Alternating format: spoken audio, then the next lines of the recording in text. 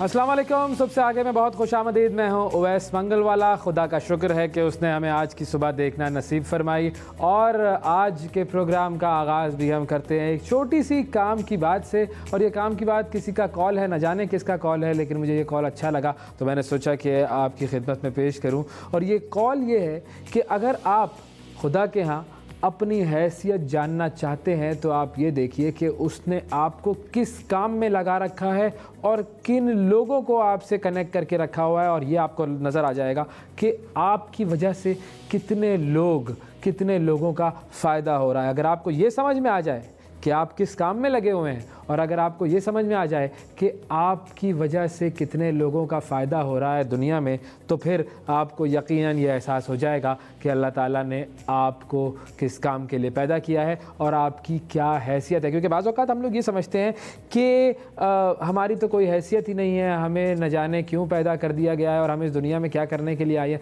यकीन मानिए, अगर आपने ये बात जान ली कि इस दुनिया में आपकी आमद का मकसद क्या है तो आपको फिर जीने का मज़ा आना शुरू हो जाएगा। आपको ये पता लग जाएगा कि हाँ, मैं इस मकसद के लिए पैदा किया गया हूँ और मुझे इस मकसद की तकमील की जिद्दोजहद करनी है, इस मकसद की तकमील के लिए हमेशा काम करना है। और जो हैसियत वाली बात मैं कर रहा था वो ये थी कि अगर आपको ये समझ में आ जाए कि आप किस काम में लगे हुए हैं। अच्छा, बहुत सारे लोग ये समझते हैं कि जी अगर आप कोई बहुत बड़ा काम कर रहे हैं तो फिर आपकी बड़ी हैसियत है, लेकिन ऐसा नहीं है। अगर आप कोई बहुत ही ऐसा काम कर रहे हैं जिसे दुनिया छोटा काम समझती है लेकिन उसकी वर्थ है, उसकी कोई वैल्यू है और वो काम दुनिया के लोगों के काम आ रहा है, तो फिर यकीन मानिए आपकी हैसियत है, आपकी बहुत ज़्यादा हैसियत है। तो जितने भी लोग इस वक्त ये प्रोग्राम देख रहे हैं, सुन रहे हैं और इस बात पर सोच रहे हैं, समझ रहे हैं, गौर कर रहे हैं, वो ज़रा थोड़ा सा ये समझने की कोशिश कीजिए कि वो क्या काम कर रहे हैं। एक तो होता है वो 9 to 5 वाला काम जो हम अपनी नॉर्मल ज़िंदगी में गुजार रहे होते हैं कि हाँ जी, सुबह होती है, शाम होती है, वो यूँ ही तमाम होती है।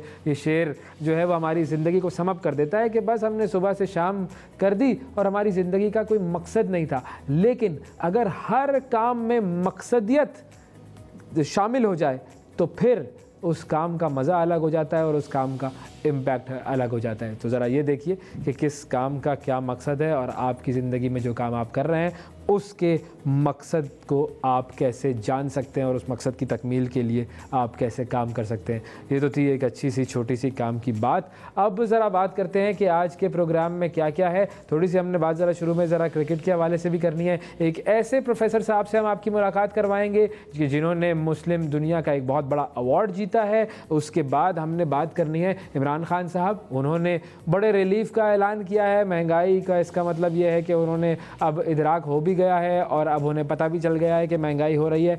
120 अरब रुपए का ये जो पैकेज है जिसके बारे में बात की जा रही है कि पाकिस्तान की तारीख का सबसे बड़ा ये रिलीफ पैकेज है जो कि अनाउंस किया गया है। ये रिलीफ पैकेज क्या है, कैसे इससे लोगों का फ़ायदा होगा, इस हवाले से हमने बातें करनी है। फिर कराची के हवाले से खबरें आ रही हैं कि कराची में क्राइम रेट बढ़ गया है और गुज़िश्ता सालों के मुकाबले में अगर देखा जाए तो वो स्ट्रीट क्राइम्स जो कि जिसमें शामिल होता है जी मोबाइल छीना जाना, गाड़ियाँ छीनना, मोटरसाइकिलें छीनना, उनकी तादाद में बहुत ज़्यादा इजाफा हुआ है। इस हवाले से भी हम बात करेंगे। फिर पाकिस्तान आर्मी जो है, पाकिस्तान एयरफोर्स जो है और पाकिस्तान नेवी जो है, उसमें आपको पता है कि मुकाबलों का रुझान बड़ा ज़्यादा होता है और ये लोग कम्पीट करते रहते हैं मुख्तलिफ इंटरनेशनल मुकाबलों में भी और पाकिस्तान में भी ये मुख्तलिफ मुकाबले होते रहते हैं। तो ऐसा ही एक मुकाबला हो रहा है जिसमें मुख्तलिफ ममालिक की फ़ौजें शरीक हो रही हैं। पाकिस्तान में ये मुकाबला हो रहा है और इस मुकाबले के बारे में भी हम जानेंगे कि मामला क्या है। इसके अलावा हमने कुछ बिज़नेस अपॉर्चुनिटीज़ पर भी बात करनी है।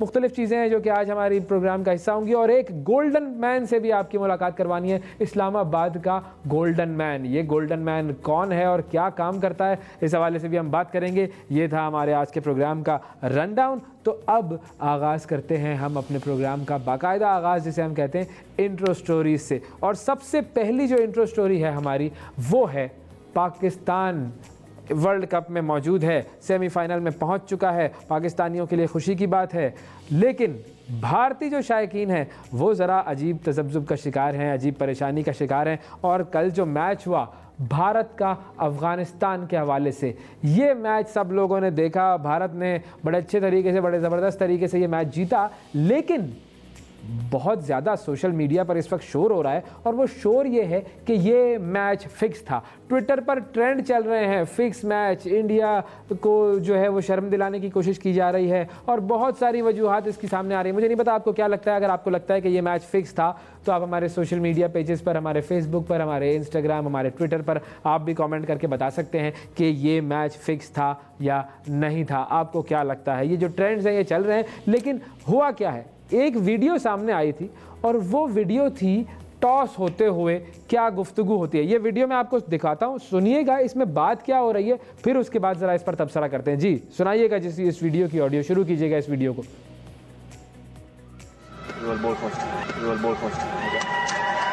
It's a head.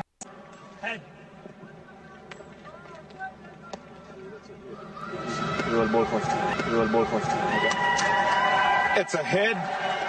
Social media पर यह कहा जा रहा है कि जैसे ही टॉस हुआ, अफगानिस्तान ने टॉस जीता, और उसके बाद अफगानिस्तान ने बताना होता है, जो टॉस जीतता है वो बताता है कि वो बैटिंग करेगा या बॉलिंग करेगा। तो जैसे ही अफगानिस्तान ने टॉस जीता, वैसे ही विराट कोहली जो कि इंडियन कप्तान है, उन्होंने अफगानिस्तान के कप्तान मोहम्मद नबी से ये कहा कि आप बॉलिंग करें। अब ये चीज़ सोशल मीडिया पर वायरल हो रही है कि देखें इतना ओपनली विराट कोहली ने डिक्टेट किया मोहम्मद नबी को और ये कहा कि तुम बॉलिंग करो, पहले भारत को बैटिंग करने दो। और इसके हवाले से लोगों ने शोर शराबा करना शुरू कर दिया कि ये देखो इतना ज़्यादा ओपनली फिक्स किया जा रहा है ये मैच।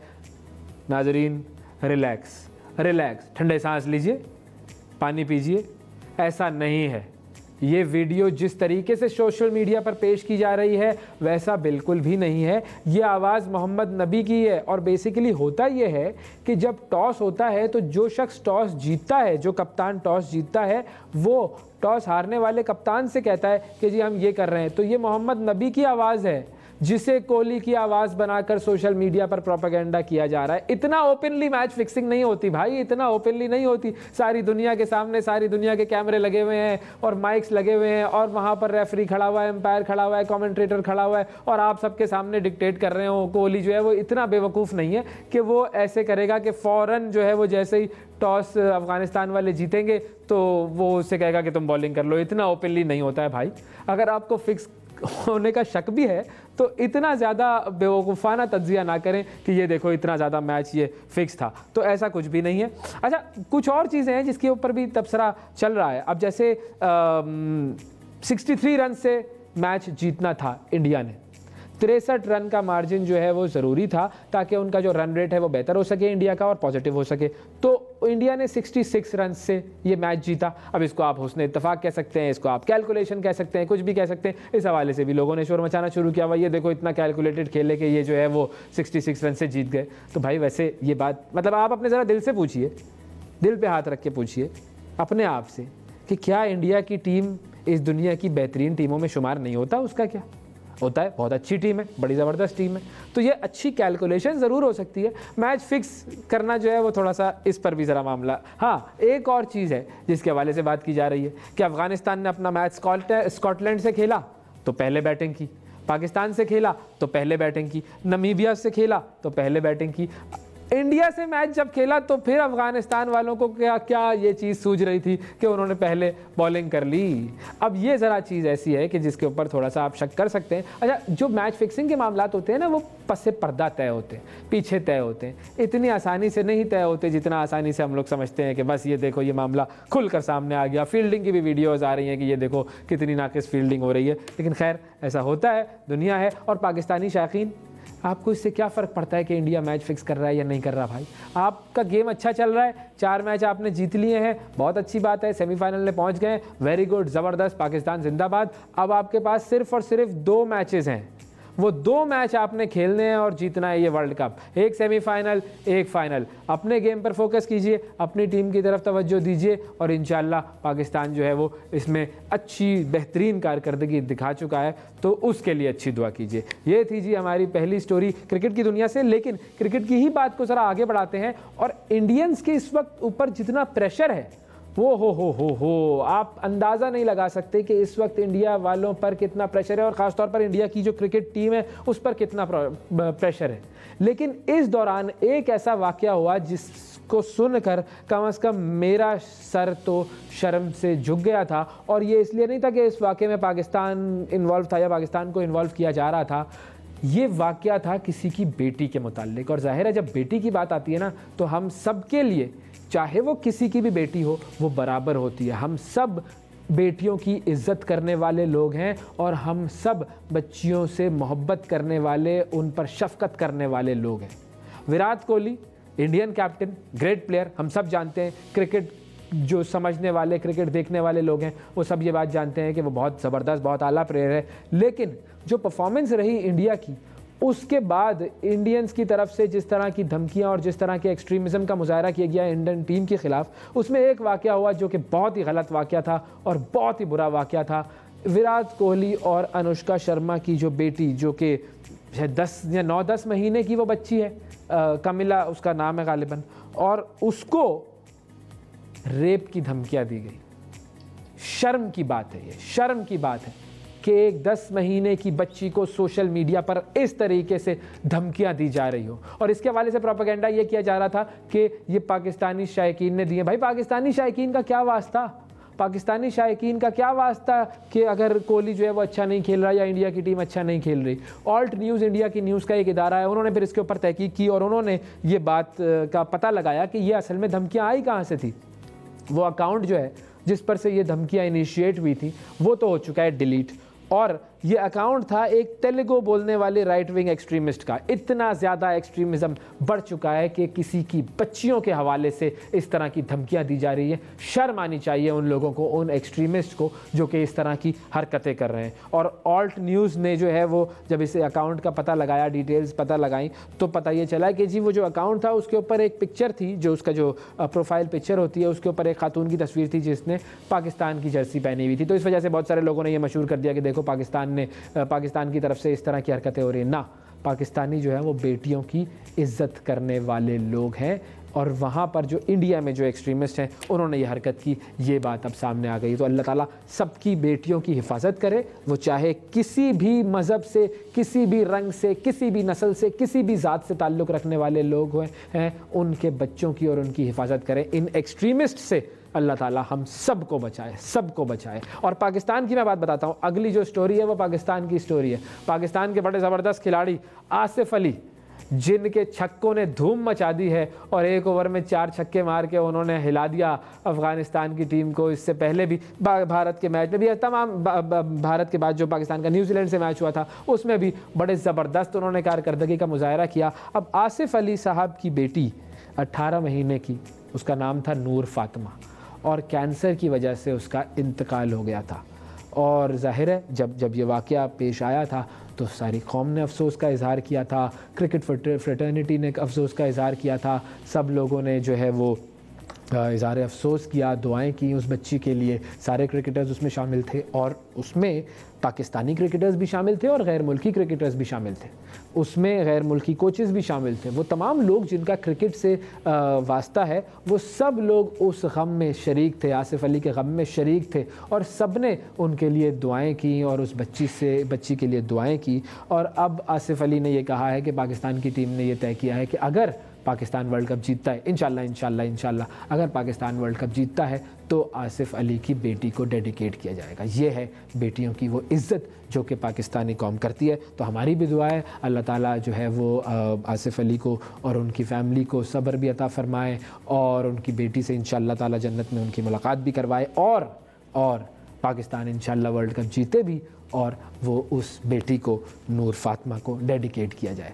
तो ये ज़रा क्रिकेट के हवाले से थोड़ा सा आज का एक मामला था जिसके अंदर हमने आपको मैच फिक्सिंग भी बता दी और बेटियों की इज़्ज़त भी बता दी। और हाँ, एक और न्यूज़ है जिसकी तरफ मैं तवज्जो दिलाना चाहूँगा। बख्तावर भुट्टो ज़रदारी साहिबा, उन्होंने भी एक तस्वीर शेयर की है और वो भी एक बड़ी इंटरेस्टिंग तस्वीर है। मीर हाकिम महमूद की ये तस्वीर है और मीर हाकिम महमूद हैं उनके बेटे, और उनकी तस्वीर सोशल मीडिया पर शेयर की गई है। पहली मरतबा ये तस्वीर सामने आई है और ये तस्वीर उस वक्त की है कि जब मीर हाकिम की जो उम्र थी वो 1 हफ़्ते की थी। तो बख्तावर साहिबा ने सोशल मीडिया पर यह ऐलान किया कि जी ये मेरे बेटे की तस्वीर है, और उनके जो शौहर हैं उन्होंने भी, महमूद चौधरी साहब, उन्होंने भी ये तस्वीर शेयर की। फिर उसके बाद बिलावल भुट्टो ने भी ये तस्वीर शेयर शेयर की। बहुत ही खूबसूरत प्यारा सा माशाल्लाह बच्चा है। 10 अक्टूबर को इसकी पैदाइश हुई थी और ये तस्वीर के बारे में ये बताया बख्तावर साहिबा ने कि ये जो तस्वीर है ये उस वक्त की है जब ये बच्चा जो है वो 1 हफ़्ते का हुआ था, और उसके बाद अब ऑफिशियल यूँ कह लीजिए ऑफिशियल रिलीज़ जो है की गई है ये तस्वीर 1 हफ़्ते के नन्हे मीर हाकिम की।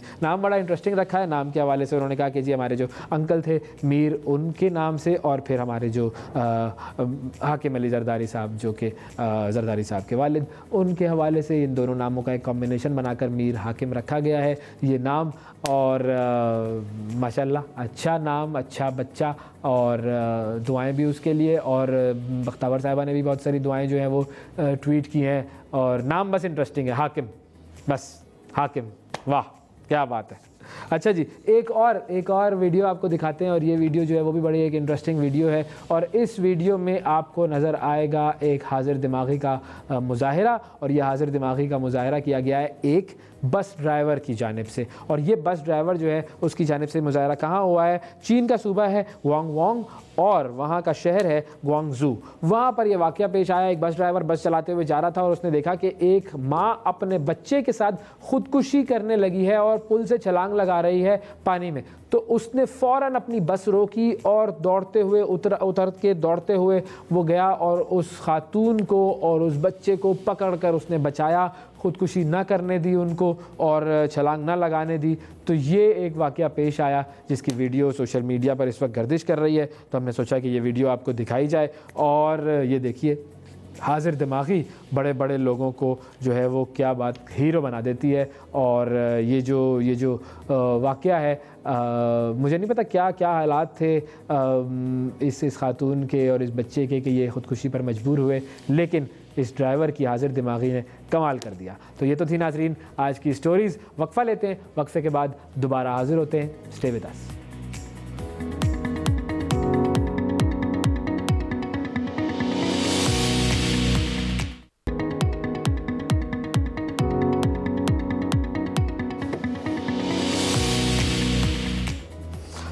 Welcome back. सबसे आगे में एक मरतबा फिर खुशामदीद। अब आपकी मुलाकात एक बड़ी ही ख़ास पर्सनैलिटी से करवाते हैं जिसने पूरे पाकिस्तान का और पूरी मुस्लिम उम्मा का जो सर है वो फ़ख्र से बुलंद कर दिया। कीमियागरी के हवाले से, केमिस्ट्री के हवाले से जाबिर बिन हयान का नाम हम सब जानते हैं, जिसे मुस्लिम दुनिया का पहला केमिस्ट कहा जाता है। केमिस्ट्री के हवाले से बड़ा काम किया जाबिर बिन हयान ने। और आज हम आपकी जिस शख्सियत से मुलाकात करा रहे हैं उन्होंने हासिल किया है मुस्तफ़ा प्राइज़। ये मुस्तफ़ा प्राइज़ लॉरिएट अवार्ड है जो कि मुस्लिम दुनिया के हवाले से दिया जाता है। और बायो ऑर्गेनिक केमिस्ट्री की फ़ील्ड में ये अवार्ड हासिल किया है पाकिस्तान के एक साहब हैं, और उन साहब का ताल्लुक़ कराची से है। कराची में एक है जी International Centre for Chemical and Bio Sciences, वहाँ के ये प्रोफेसर हैं, डायरेक्टर हैं, प्रोफेसर डॉक्टर मोहम्मद इकबाल साहब। उन्हें इस अवार्ड से नवाजा गया। हमारी खुशकिस्मती है कि प्रोफेसर साहब आज हमारे साथ हमारे प्रोग्राम में मौजूद हैं। अस्सलाम वालेकुम प्रोफेसर साहब। वालेकुम अस्सलाम उवैस साहब, कैसे मिजाज हैं आपके? सर बहुत शुक्रिया प्रोग्राम में वक्त देने के लिए। सबसे पहले तो हमें आपको मुबारकबाद देनी है कि आपने इतना ज़बरदस्त ये बड़ा अवार्ड जीता। ये बताइए कि ये जो अवार्ड है ये क्या अवार्ड है, किन शोबाजात में दिया जाता है और इस अवार्ड का बैकग्राउंड क्या है? फिर हम आपकी जो कारकर्दगी है जिसके हवाले से आपको अवार्ड मिला उस पर आते हैं, लेकिन पहले इस अवार्ड का थोड़ा सा अगर आप हमें बैकग्राउंड बता सकें हमारे नाजरीन को। सब जैसे आप जानते हैं कि नोबेल प्राइज़ है, इसी नौइयत का एक मुसलमान दुनिया में Mustafa peace be upon him prize award जो है वो शुरू किया गया था 2012 में। और ये अवार्ड मुस्लिम दुनिया का नोबेल प्राइज़ कहलाता है। ये साइंस और टेक्नोलॉजी की मुख्तलिफ़ डिसिप्लिन्स में दिया जाता है। फ़िज़िक्स में, information technology, nano technology, medicine और केमिस्ट्री में। तो ये हर 2 साल में इस अवार्ड का इनक़ाद होता है। और पूरी मुसलमान दुनिया, बल्कि जो मुसलमान साइंटिस्ट दूसरी ममालिक में काम करते हैं वो सारे इस अवार्ड के लिए कम्पीट कर सकते हैं। और उनमें से जो बेहतरीन काम करने वाले होते हैं, जिनके काम का, जिनके रिसर्च का इम्पेक्ट होता है, उनको ये अवार्ड दिया जाता है। तो Mustafa peace be upon him prize और अवार्ड जो है दुनिया के बहुत बड़े अवार्ड्स में शामिल है। माशाल्लाह, ग्रेट ग्रेट। और आपको जो ये अवार्ड मिला है वो कौन सी अचीवमेंट पर मिला है?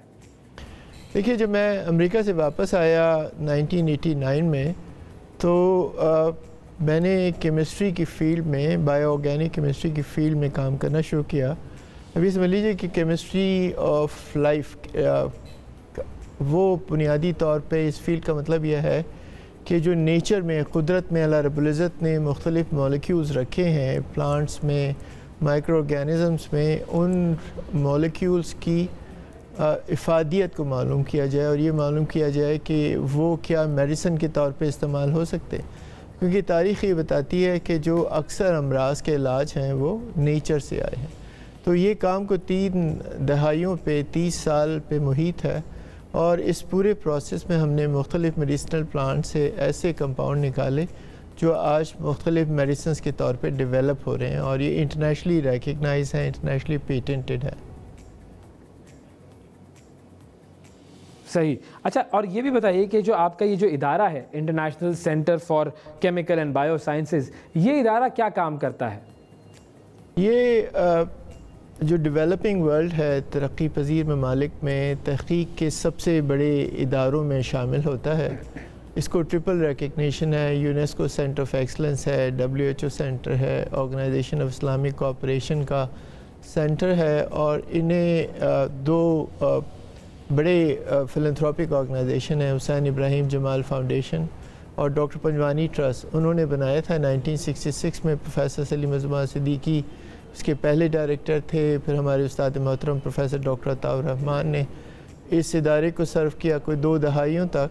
तो ये तहकीक का बहुत बड़ा इदारा है, पूरी दुनिया से लोग यहाँ पे पढ़ने के लिए आते हैं। बुनियादी जो डिसिप्लिन्स हैं वो केमिस्ट्री है, मॉलिक्यूलर मेडिसिन है, नैनो टेक्नोलॉजी और जीनोमिक्स हैं, ये फील्ड्स हैं और ये यकीनी तौर पे पाकिस्तान के लिए साइंस और टेक्नोलॉजी का सबसे बड़ा इदारा तस्वुर किया जाता है। और ये जो जिस तहकीक पर आपको ये अवार्ड मिला है, ये सारी तहकीक इसी इदारे में हुई है? जिस इदारे में हुई, ख़ास तौर पे मैं बताना चाहूँगा कि एक एपिलेप्सी का एक मर्ज़ है, एपिलेप्टिक का लोग होते हैं, मिर्गी जिसे कहते हैं उर्दू में। तो मिर्गी के मर्ज़ के सिलसिले में ख़ासी तहकीक हुई और उसमें ऐसे मॉलिक्यूल डिस्कवर हुए आइसॉक्स के नाम से, जो फ़ेज़ 2 क्लिनिकल ट्रायल में है। इसके अलावा पार्किंसन डिज़ीज़ पे ख़ासा काम है, ब्रेस्ट कैंसर पे ख़ासा काम है और यही इंटरनेशनली रिकग्नाइज भी हुआ है और इंटरनेशनली पेटेंटेड भी हुआ है। सही। तो ये जो काम सारा यहाँ पर हुआ और इसको फिर इस अवार्ड के लिए आपको नामज़द किया गया, और कौन कौन से लोग थे जो दुनिया में इस अवार्ड के लिए कम्पीट कर रहे थे जो कि मिला फिर आपको? देखिए, 57 मुस्लिम कंट्रीज है और मुसलमान साइंटिस्ट दूसरे ममालिक में भी काम करते हैं। तो बहुत सारे लोगों के जो साइंस की कंट्रीब्यूशंस हैं उनको जज किया जाता है और मैंने ज़ाहिर इसके लिए कोई ख़ुद से अप्लाई नहीं किया। वो ये जो मुस्तफ़ा प्राइज़ कमेटी है वो बहुत बड़े साइंटिस्ट, जो साइंसदान हैं, उन पर मुश्तमिल है और वो दुनिया की मुख्तलिफ़ जो तहक़ीक़ हो रही होती है उसको क्रिटिकली रिव्यू कर रहे होते हैं और उसमें से जो बेहतरीन मुहक़्क़िक़ होते हैं, बेहतरीन साइंसदान होते हैं, उनको रिकग्नाइज़ करते हैं। तो मेरा ख़्याल ये है कि हज़ारों लोगों के प्रोफाइल्स पढ़े जाते हैं, उनकी कंट्रीब्यूशंस देखी जाती हैं और उसके बाद उनमें से तय किया जाता है कि उनमें से कौन सा साइंटिस्ट है जो इस इतने बड़े प्राइज़ का हकदार बनता है। ज़बरदस्त। अच्छा, एक चीज़ जो मैं आपसे एक और चीज़ पूछना चाहूँगा, जैसे हमने शुरू में जाबिर बिन हयान का जिक्र किया, अगर हम मेडिकल की बात करें तो अबू अली सीना की बात आती है, अल-ख्वारिज़मी की बात आती है, बड़े बड़े बड़े नाम गुजरे हैं मुसलमानों में साइंस के हवाले से। आज अगर देखा जाए तो जो वेस्ट है वो साइंस की दुनिया में बहुत ज़्यादा आगे बढ़ चुका है। मुसलमान इस वक्त साइंस के मैदान में कहाँ खड़े हैं, और अगर हमें अपना वो जो खोया हुआ मकाम है वो वापस हासिल करना है तो उसके लिए क्या ऐसी चीज़ें जो हम नहीं कर रहे और हमें करनी चाहिए? आपने बिल्कुल सही कहा। 7वीं सदी से लेके 11वीं सदी तक मुसलमानों ने जो जिसे मॉडर्न साइंस कहते हैं, जदीद साइंस है, उसकी बुनियाद डाली। केमिस्ट्री भी एक फील्ड है जिसके अंदर मुसलमान बुनियादी तौर पे केमिस्ट्री के बानियों में शुमार होते हैं और वो वक्त था जब मुसलमान दुनिया ने पूरी साइंस को सबसे पहले आगे बढ़ाया और उस वक्त यूरोप डार्क एजेस में था। इस वक्त सिचुएशन ये है कि मुसलमान साइंस टेक्नोलॉजी और हायर एजुकेशन में बहुत पीछे हैं और उसकी एक बड़ी वजह यह है कि ये हमारी तरजीहात में शामिल नहीं। हालांकि कोई 800 मिलियन हमारी पॉपुलेशन जो मुसलमान दुनिया की है उसकी एज 23 ईयर्स से कम है। तो इतना बड़ा पूल है क्रिएटिविटी का, और अगर हमने वाकई आगे बढ़ना है तो हमें हायर एजुकेशन में और साइंस और टेक्नोलॉजी में इन्वेस्ट करना होगा। सिंगापुर की मिसाल आपके सामने, एक इतना छोटा सा मुल्क है और वो साइंस और टेक्नोलॉजी में तमाम मुसलमान दुनिया के तमाम ममालिक के कलेक्टिव जो पब्लिकेशन है उससे कहीं ज़्यादा उसकी पब्लिकेशंस है। तो हमें एक मुकम्मल तौर पे एक तरजीह के तौर पे लेना होगा। हमें अगर वाकई इस डार्क एज से निकलना है तो हमें अपने नौजवानों पे इन्वेस्ट करना होगा, और हमें बुनियादी तौर पे ये तय करना होगा कि हमारी पहली तरजीह साइंस टेक्नोलॉजी और एजुकेशन है। उसमें हमने इन्वेस्ट भी करना है, उसे पॉलिटिकल सपोर्ट भी देनी है और उसके लिए बड़े इदारे भी बनाएं। उस सूरत में तो मुसलमान आगे जा सकते हैं और हम इस गुर्बत की चक्की से बाहर निकल सकते हैं, वरना बसूरत दीगर हम ये जो नई 4th इंडस्ट्रियल रेवोल्यूशन है उसको भी मिस आउट कर लेंगे। बिल्कुल सही फरमाया। बहुत शुक्रिया अदा करेंगे प्रोफेसर डॉक्टर मोहम्मद इकबाल साहब हमारे साथ मौजूद थे। और वाकई बड़ी अहम बात है, अगर हमने अपनी हालत को तब्दील करना है तो साइंस, टेक्नोलॉजी और इल्म के मैदान में आगे जाना होगा। इल्म के बारे में हमारा दीन तो हमें यही सिखाता है कि इल्म हासिल करना हर मुसलमान मर्द और औरत पर फ़र्ज़ है, और जो चीज़ फ़र्ज़ होती है उससे कभी भी किनारा कशी इख्तियार नहीं की जा सकती है। वक्फ़ा लेते हैं नाज़रीन, वक्फ़े के बाद दोबारा हाजिर होते हैं। Stay with us.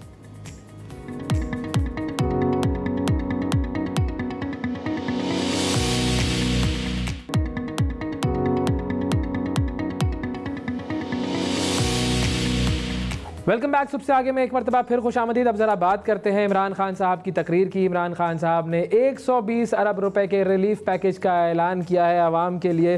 PTI के रहनुमा ने जनाब सदाकत अली अब्बासी साहब हमारे साथ मौजूद हैं, इनसे बात करते हैं। अस्सलाम वालेकुम सदाकत साहब। जी वालेकुम सलाम अवैस। सदाकत साहब बहुत शुक्रिया प्रोग्राम में वक्त देने के लिए। सर सबसे पहले तो इस बात का इदराक हो गया, इसका मतलब है हुकूमत को, कि महंगाई है और महंगाई से गरीब आवाम पिस रहे हैं, इसी वजह से ये रिलीफ के पैकेज का ऐलान किया गया है। जी अवैस साहब, मेरा ख्याल है कि इस पर कोई इनकार नहीं है। वज़ीर आज़म से लेके तर्जुमानों तक और एक आम आदमी तक सब समझते हैं कि महंगाई है, और महंगाई को एक्सेप्ट भी किया जा रहा है, क्योंकि ये खाली पाकिस्तान में नहीं है, पूरी दुनिया में है। और बड़ा सीधी सी बात है, जब कोरोना के साल एक पूरा साल जो है पाबंदियां लगी रहीं, सप्लाई चेन इफेक्ट हुई, प्रोडक्शन इफेक्ट हुई, तो उसके बाद जो ही कोरोना की पाबंदियां ख़त्म हुई तो एकदम से डिमांड बढ़ी और मार्केट में एक शॉर्टेज आ गई, जिसकी वजह से हर चीज़ की कीमत बढ़ी। ख़ासकर जो आपकी रोज़मर्रा की अशियाएँ वो पूरी दुनिया में महंगी हुई। क्रूड जो आपका ये पाम ऑयल है वो $500 वाला था, वो जाके $1350 का हो गया। इसके अलावा बाकी ऑयल जो था, जो क्रूड ऑयल था, वो जो $40 का था वो 80-85 का हो गया।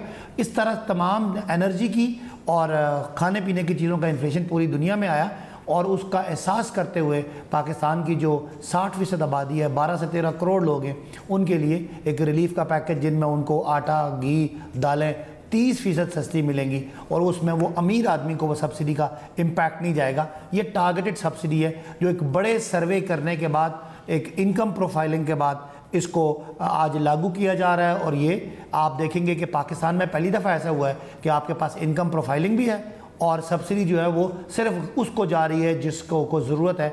आम आदमी को ब्लैंकेट सब्सिडी नहीं मिल रही।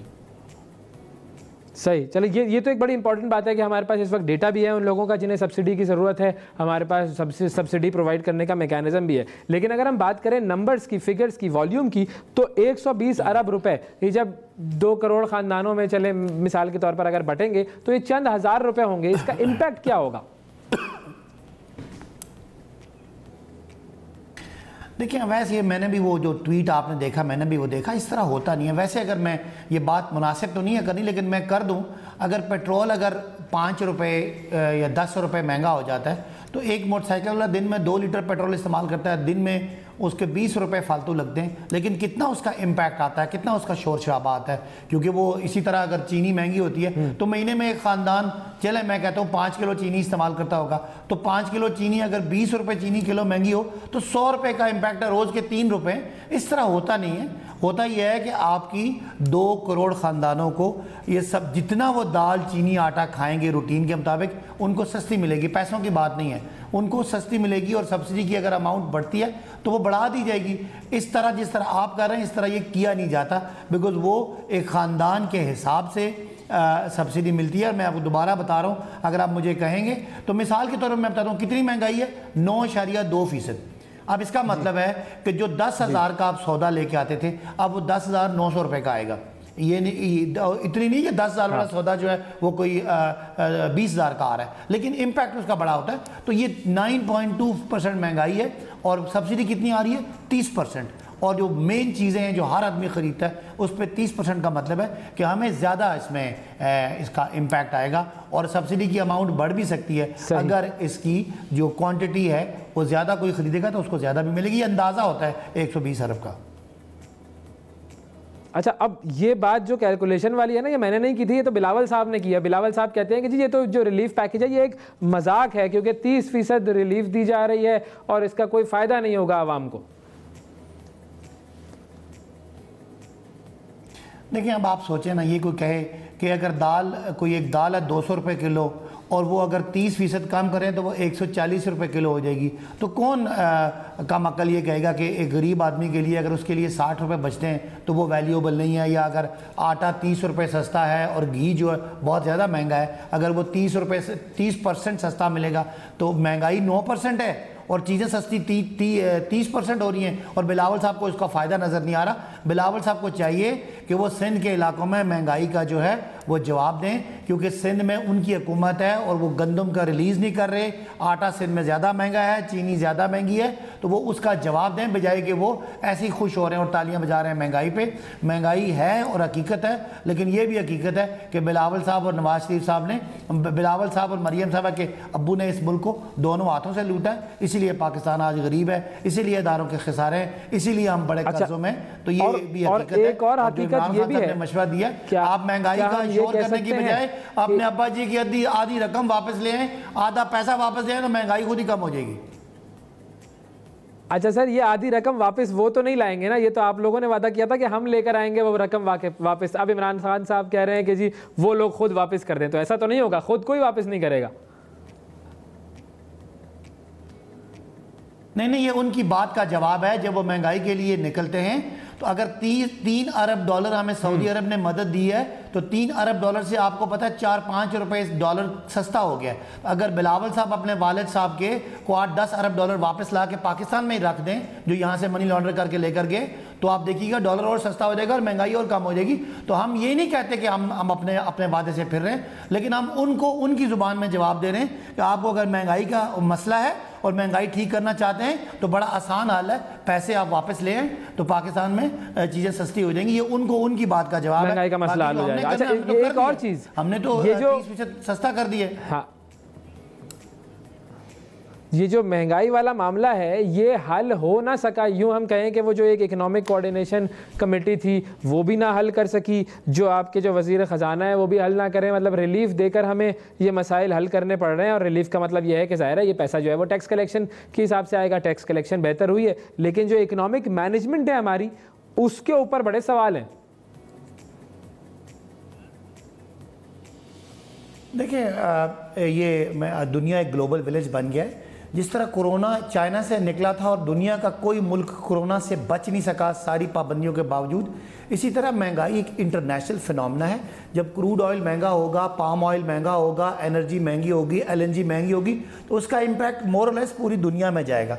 ये महंगाई का जो आप कह रहे हैं और आप ठीक कह रहे हैं, इसकी ना जिम्मेदार इमरान खान है और ना जिम्मेदार कोई एक मुल्क है, ये पूरी दुनिया का फिनोमेना है, उससे आप बच नहीं सकते। हाँ, आपने अपने आप को बचाना है। कैसे? हमने कोविड में बचाया और अपने लोगों को बचाया, उनको लॉकडाउन की तरफ नहीं गए, उन लोगों की हमने आमदनियाँ बचाई, उनको पैसे भी 1 अरब 40 करोड़ रुपये, 1 करोड़ 40 लाख लोगों को 12-12 हज़ार रुपया भी दिया, वो सारा कुछ किया।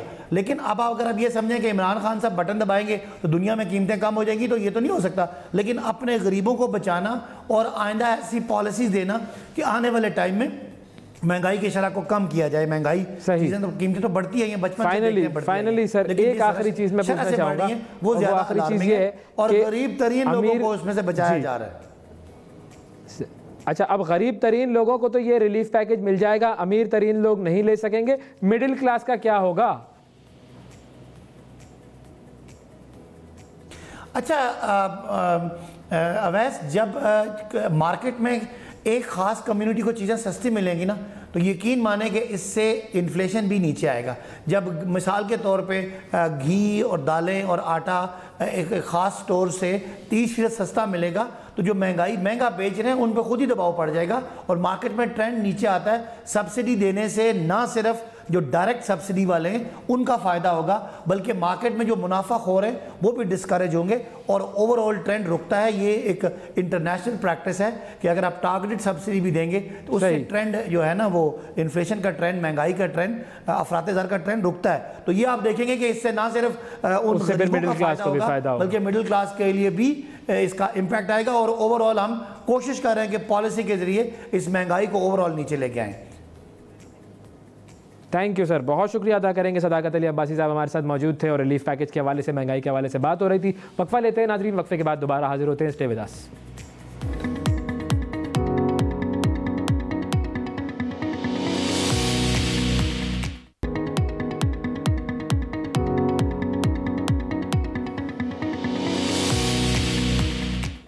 अस्सलाम वालेकुम, सबसे आगे में एक मरतबा फिर खुशामदीद। अब ज़रा बात करते हैं कराची के हवाले से, और कराची के हवाले से जो खबर है वो ये है कि कराची में इस साल स्ट्रीट क्राइम्स की तादाद में इजाफा हुआ है और तकरीबन 65,000 का ये नंबर है जो कि दिया जा रहा है। इस साल स्ट्रीट क्राइम 65,000 से तजावुज़ कर चुके हैं और 15% इजाफी स्ट्रीट क्राइम्स हैं ये पिछले साल के मुकाबले में। इस हवाले से हम बात करेंगे। हमारे साथ कराची के ब्यूरो चीफ जनाब आरफीन मेहदी साहब मौजूद हैं। अस्सलाम वालेकुम आरफीन साहब। जी बहुत शुक्रिया अरविंद साहब। सर मुझे ये बताइए कि ये जो नंबर्स आए हैं, जिसका मैंने एक छोटा सा खाका पेश किया आपके सामने, कि ये 15% इजाफी स्ट्रीट क्राइम्स हैं और ये तादाद जो है वो अगर नंबर्स की बात की जाए तो 65,000 से ज़ायद हो चुके हैं। इनकी डिटेल्स क्या है और ये अगर इसको हम बाइफिकेट करें कि ये किस किस तरह के क्राइम्स हैं, तो उसके हवाले से आप हमें क्या बता सकते हैं? देखिए, जब हम स्ट्रीट क्राइम्स की बात करते हैं तो इसमें बुनियादी तौर पे हम बात करते हैं उन क्राइम्स की जो कि सड़कों पे होते हुए हमें नज़र आते हैं, जिसमें बिलखुसूस कराची के जो लोग हैं उनके साथ मोबाइल स्नैचिंग बहुत ज़्यादा होती है, मोटरसाइकिल की स्नैचिंग बहुत ज़्यादा होती है, इसके अलावा उनके साथ गाड़ियों की स्नैचिंग होती है। तो बुनियादी तौर पे 3 चीज़ें हैं जो कि इसके अंदर आती हैं, लेकिन ज़्यादातर जो वारदातें हम देखते हैं वो मोटरसाइकिल स्नैचिंग की और मोबाइल स्नैचिंग की बहुत ज़्यादा होती हैं। अगर मैं ये कहूँ कि कराची के में रहने वाले जो लोग हैं वो बिल वास्ता या बिला वास्ता हर शख्स जो है वो स्ट्रीट क्राइम का शिकार है। मेरा कहने का मकसद यहाँ पे ये होता है कि जब हम कहते हैं कि बराह रास्त या इनडायरेक्टली कोई जो है वो इसका शिकार हुआ है, तो कराची में रहने वाले हर शख्स का या तो वो खुद स्ट्रीट क्राइम का शिकार है या उसका कोई जानने वाला उसका स्ट्रीट क्राइम का शिकार होता है। ऐसा कोई नहीं होता कि जो कहे कि जी मैं किसी ऐसे बंदे के साथ नहीं जानता जो स्ट्रीट क्राइम का शिकार नहीं हुआ है। तो जो 65,000 की वारदातें हैं जो इस वक्त रिपोर्ट हो रही हैं, उसमें हम देख रहे हैं कि मोबाइल फोन स्नैचिंग की जो वारदातें हैं वो भी उसमें भी बढ़ावा देखने में आ रहा है, और बिलखुसूस जो बढ़ावा हम देख रहे हैं वो जो मोटरसाइकिल की स्नैचिंग है उसके अंदर बहुत ज़्यादा इजाफा देखने में आया है। मोटरसाइकिल स्नैचिंग की वारदातों में 84% इजाफा देखने में आया है। अगर हम गुज़श्ता साल का इसके तनासुब करें, यानी 2020 के साथ जो हमने तनासुब किया उसके मुताबिक अब तक जो 1709 वारदातें बहुत ज़्यादा हुई हैं बनिस्बत गुज़श्ता साल के। इसी तरह अगर हम बात करें गाड़ियों की छीनने की और मोबाइल फ़ोन की अगर हम बात करें, तो मोबाइल फ़ोन की छीनने की वारदातों में 17% इजाफा हुआ है और उसमें तकरीबन 3,000 से ज़ायद वारदातें ज़्यादा हुई हैं गुज़श्ता साल की निस्बत। सही। तो ये जो हालात का हम अच्छे होने का एक इंदिया सुनते हुए आए हैं कि कराची के हालात बेहतर हो गए, तो अगर हम इन स्टैटिस्टिक्स को देखें तो वो तो फिर इसकी नफ़ी करते हुए नज़र आते हैं। हमें इस चीज़ को समझना होगा वैसे कि जब हम हालात की बेहतरी की बात करते हैं तो उसमें ज़्यादातर जो एक हवाला दिया जाता है वो कराची ऑपरेशन का दिया जाता है जो 2013 में शुरू हुआ था सितंबर में। अगर हम उसकी ही मिसाल लेके आगे बढ़े तो उसमें हम बुनियादी तौर पे 4 चीज़ें थी, 4 मैंडेट थे जो दिए गए थे उस कराची ऑपरेशन में। उसके अंदर भत्ताखोरी थी, उसमें बराए तवान की वारदातें थी, उसमें टारगेट किलिंग थी और उसमें दहशतगर्दी की वारदातें थी। इसमें कोई शक की बात नहीं है कि कराची में इन चारों क्राइम के अंदर बहुत ड्रास्टिक जो है उसके अंदर कमी वाक़ई हुई है। लेकिन जिस वक्त ये ऑपरेशन चल रहा था और आज भी जब ये ऑपरेशन चल रहा है, तो इसमें हम देख रहे हैं कि उस दौरान भी स्ट्रीट क्राइम का जो ग्राफ था वो हमेशा से ऊपर जाता रहा है और अब भी ये ग्राफ ऊपर की जाने भी रवा दवा है। अगर हम इसकी बुनियादी जो वजूहात है उसकी हम देख लें तो ऐसे लोगों को पकड़ा गया है इन स्ट्रीट क्राइम्स में। जो स्ट्रीट क्रिमिनल्स हैं वो नशे के आदी होते हैं और वो बेरोजगार भी होते हैं, जिसकी वजह से ये वारदातें करते हैं। अच्छा, एक उसके साथ साथ प्रोसिक्यूशन का एक अमल है जो कि हमें यहाँ पे वीक होता हुआ नजर आता है। जो लोग पकड़े गए हैं वो बार बार रिपीट ऑफेंडर है, यानी वो बार बार ये क्राइम करते हैं, वो जेल जाते हैं, इनको पकड़ा जाता है, जेल भेजा जाता है और वो कुछ अरसे के बाद जमानतों पे रहा होते हैं और जमानतों पे रहा होने के बाद वो आके दोबारा कराची के शहरियों को लूटना शुरू कर देते हैं। इसमें एक और भी चीज़ ये है कि जो स्ट्रीट क्रिमिनल्स हैं उनमें एक अच्छी तादाद जो है उसमें वो ड्रग इस्तेमाल करने वाले, मंशियात इस्तेमाल करने वालों की भी यहाँ पे नजर आती है। जो पकड़े गए हैं उनका ये कहना होता है कि जी हमें मंशियात की तलब होती है, इसलिए हम बेरोजगार हैं तो हम इसलिए हम लोगों को लूटते हैं और वो करते हैं। कराची के अंदर एक और जो खतरनाक हमने इसके अंदर एलिमेंट देखा है स्ट्रीट क्राइम्स के अंदर, वो ये कि जो हमें कराची पाकिस्तान के दीगर शहरों में नजर नहीं आता, वो ये कि कराची में जब स्ट्रीट क्राइम की वारदात की जाती है और अगर कोई शख्स मुज़ाहमत करने की कोशिश करता है, ज़रा से भी करता है, तो उसके अंदर उसको मार दिया जाता है, उसकी जान ले ली जाती है। अगर हम इन्हीं 8 महीनों की बात करें तो इसमें भी को तकरीबन आप समझ लें कि 65 से ज़ायद लोगों को हलाक किया जा चुका है, मारा जा चुका है, कत्ल किया जा चुका है स्ट्रीट क्राइम पर मुज़ाहमत करने पे। ना सिर्फ ये बल्कि 600 के लगभग ऐसे लोग हैं जिनको स्ट्रीट क्राइम पे मुज़ाहमत करने पे जख्मी किया जा चुका है। तो ये कराची में जो ये एक ट्रेंड है लोगों को मारने का, वो हमने देखा है कि माजी में भी बहुत सारी हलाकतें मुख्तलिफ वजूहात की बिना पे होती रही हैं। और कराची में एक वक्त ऐसा था कि जब इस शहर के अंदर एक साल के दौरान 2700 लोगों को मुख्तलिफ वजूहात की बिना पर कत्ल किया गया था। अल्लाह का शुक्र इस बात पे कि मतलब कराची में किलिंग की जो वारदातें पहले होती थी उनमें काफ़ी हद तक कमी आई है, लेकिन ये जो आसेब है स्ट्रीट क्राइम का, ये बोतल में बंद होने का नाम नहीं ले रहा है। अच्छा, अब अगर हम पुलिस के किरदार की बात करें तो ये नंबर CPLC की तरफ से जारी किए गए हैं। पुलिस जो है वो क्या कहती है, क्योंकि हम दीगर शहरों में देखते हैं सेफ सिटी प्रोजेक्ट्स हैं, कैमरा लगे हुए हैं, वहाँ पर जो है वो स्ट्रीट क्राइम की जो नंबर्स हैं वो कराची के हवाले से बहुत कम है। तो हम कराची में वो चीज़ें क्यों इम्प्लीमेंट नहीं कर पा रहे? कराची, वैसे आपको पता है कि कराची पाकिस्तान का सबसे बड़ा शहर है, बहुत इम्पोर्टेंट शहर है, सनती यहाँ पे इकनॉमिक एक्टिविटी बहुत ज़्यादा होती है, इकनॉमिक हब कहलाता है ये हमारा शहर। बदकिस्मती है इस शहर की कि इसके अंदर आज तक जो सेफ सिटी प्रोजेक्ट है वो शुरू नहीं किया जा सका। इवन के जो क्या कहते हैं यहाँ पे जो CCTV कैमरास लगे हुए हैं वो इस काबिल नहीं है कि जो लोगों को आइडेंटिफाई कर सकें और लोगों को गिरफ्तार कर सकें। कराची में ऐसे भी टेररिज्म के वाक़यात हुए हैं जहाँ पे लोगों की तस्वीर मिली हैं, जो टारगेट किलर्स थे उनकी तस्वीर मिली हैं, लेकिन और एक नहीं, मैं आपको बहुत ऑथेंटिसिटी के साथ बता रहा हूँ कि एक ऐसा वाक़या कराची के अंदर है जिसमें 35 CCTV मिली उन मुल्ज़मान की, लेकिन कोई एक CCTV ऐसी नहीं थी जिसके अंदर उन मुल्ज़मान के चेहरों की शिनाख्त की जा सकती थी। वो 2 मेगापिक्सल्स के कैमरे होते थे और वो जब उनको फोकस किया जाता तो वो पिक्सलेट कर जाते थे। आज जो मोबाइल फ़ोन्स आ रहे हैं शायद उसमें किसी में 8 मेगापिक्सल होता है, 12 होता है, 24, आई डोंट नो कितने मेगापिक्सल्स के कैमरास उसके अंदर इस्तेमाल हो रहे होते हैं। लेकिन इस शहर के अंदर आज भी बात हो रही है कि सेफ सिटी प्रोजेक्ट किया जाए। जो कराची के अंदर एक जो एपेक्स कमेटी का इजलास हुआ था उसके अंदर भी ये बात की गई थी कि सेफ सिटी प्रोजेक्ट को शुरू किया जाए।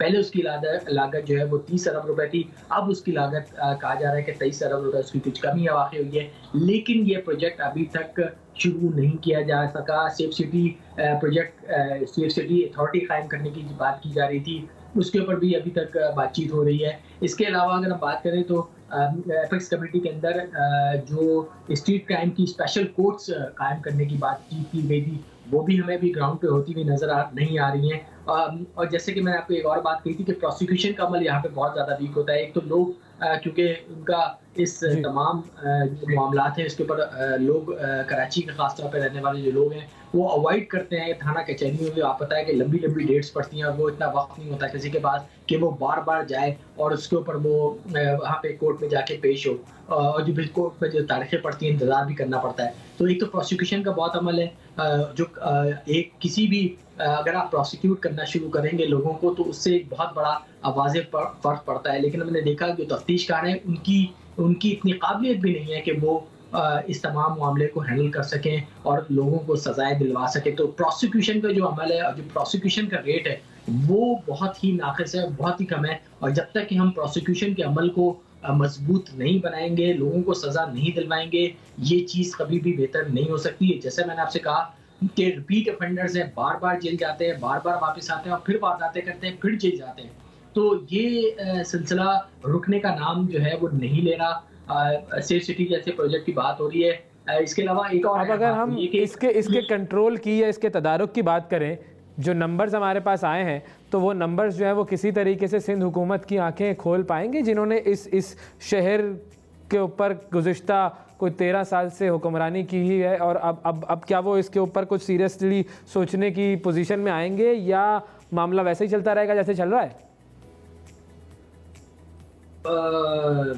शायद मैं आपको किस तरह से इस बात का जवाब दूं मुझे समझ में नहीं आ रहा, लेकिन एक बात मैं ये कह दूं कि अगर जब सिंध गवर्नमेंट से बात की जाती है और बिलखुसूस अगर हम बात करें स्पेशल कोर्ट्स बनाने की, तो उसके ऊपर सिंध गवर्नमेंट का मौक़िफ़ ये होता है कि हमने ये मामला जो है आला अदलिया के सामने रखा है, वो स्पेशल कोर्ट्स बनाने के लिए अनाउंसमेंट करेंगे, उसके बाद कोई चीज़ हो सकती है। तो अब ये अदलिया और हुकूमत का काम है कि वो किस तरीके से इस मसले को सॉर्ट आउट करते हैं। लेकिन सेफ सिटी प्रोजेक्ट एक ऐसा मंसूबा है, एक ऐसी चीज़ है जिसके ऊपर सिंध हुकूमत काम कर सकती है, लेकिन हमें काम करती हुई नज़र नहीं आ रही। इसके साथ एक और अहम बात कि कराची समेत जो दीगर शहर हैं कहीं पे भी है, उसमें एक मोटरसाइकिल का इस्तेमाल होता हुआ नजर आता है। हर क्राइम के अंदर इस्तेमाल होता है, चाहे वो मोटरसाइकिल छीनने के लिए कोई बंदा आए तो भी मोटरसाइकिल पे आता है, अगर वो किसी के साथ मोबाइल छीनने के लिए आता है तब भी वो मोटरसाइकिल पे आता है। ये बात की गई थी कि इन मोटरसाइकिल्स के अंदर जो है वो इनकी एक ट्रैकर नस्ब कर दिया जाए, उनकी नंबर प्लेट्स में एक ट्रैकर नस्ब कर दिया है। लेकिन बदकिस्मती है इस शहर की, इस सूबे की,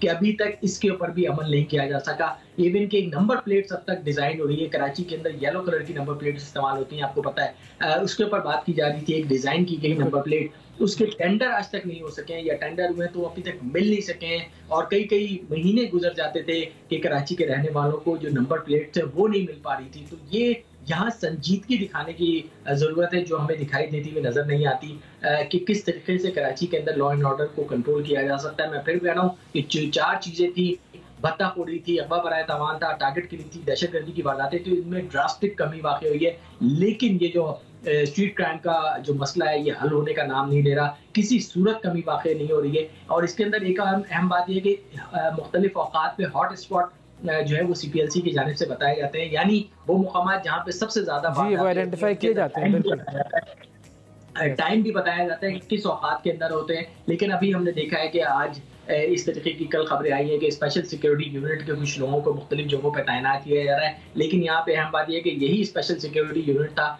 जब कराची के अंदर IPL के मैचेस जब टीम्स आई थी और मैचेस हो रहे थे, उसके अंदर एक खवातीन और जो वहाँ पे मर्द पुलिस एहलकार थे, उनकी एक स्कैटिंग फोर्स बनाई गई के मैचेस के दरमियान। ये स्ट्रीट क्राइम करेंगे। आप खुद कराची के रहने वाले हैं, आप खुद बखूबी अंदाजा कर सकते हैं कि कराची की गली महलों की सड़कों की हालत क्या है, और वहाँ पे क्या ये स्कैटिंग फोर्स वहाँ पे जाके काम कर सकती है। और ये भी एक सवाल अहम सवाल ये कि जब ये फोर्स बनाई गई और हम समेत तमाम मीडिया ने इसको कवर किया, और एक अच्छी चीज़ थी एक कराची जैसे शहर के अंदर रहने वालों के लिए कि जी एक डेवलपमेंट का काम हुआ है, एक अच्छी बात हुई है, हम उसको हाईलाइट करें।